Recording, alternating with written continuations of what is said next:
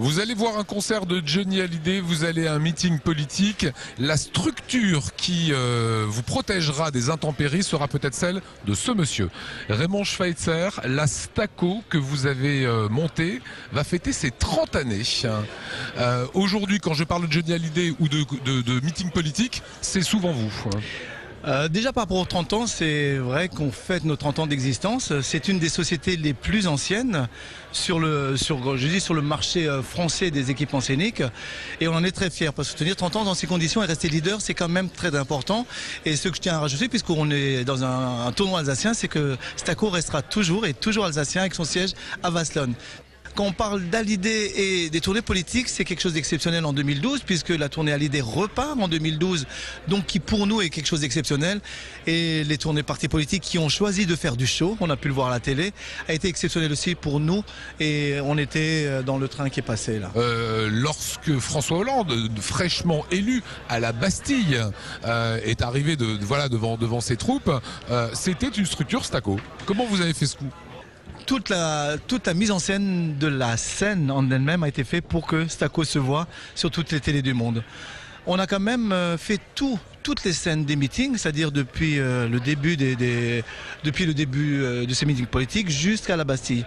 Et la Bastille, on a dû le préparer bien en amont et on a monté ça en temps record 2 heures ou 3 heures. Et donc on a garé tous nos camions en périphérie de Paris. Donc c'était déjà prêt la veille. Et on attendait, il y avait les 8 SMI ou les 10 SMI qui étaient prêts aux portes de Paris. Et on a eu le feu vert vers 16h30.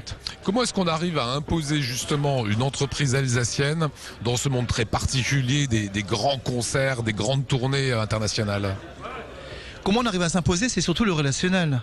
Donc je pense qu'on n'a pas perdu, c'est un petit groupe de gens qui décident dans notre domaine à nous, que ce soit sur la politique, que ce soit dans le spectacle, l'événementiel ou le sport.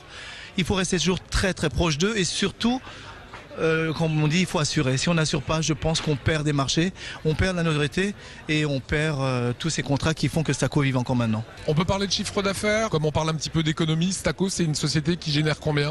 Non, on peut parler de chiffre d'affaires. Attention, il faut toujours voir qu'on ne fait pas de l'électronique ou du visuel, on fait de l'acier. C'est-à-dire qu'on fait de l'acier et de l'allocation de matériel scénique. Le groupe, c'est-à-dire entre Staco et la fabrication, fait à peu près 10 millions d'euros de chiffre d'affaires, 10, 11 ou 12 millions en fonction des années.